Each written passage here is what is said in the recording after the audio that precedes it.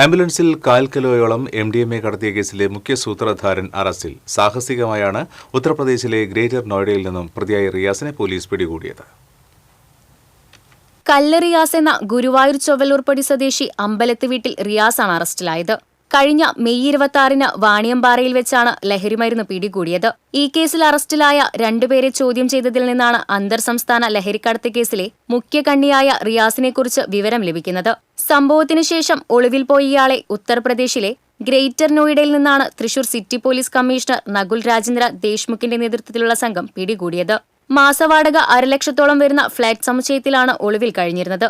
150ഓളം സുരക്ഷാ ജീവനക്കാർ കാവലുണ്ടായിരുന്നു. ഫ്ളാറ്റിൽ നിന്നും പുറത്തിറങ്ങുന്ന സമയം നിരീക്ഷിച്ചതിനു ശേഷം പ്രതിയെ സാഹസികമായി അറസ്റ്റ് ചെയ്യുകയായിരുന്നു.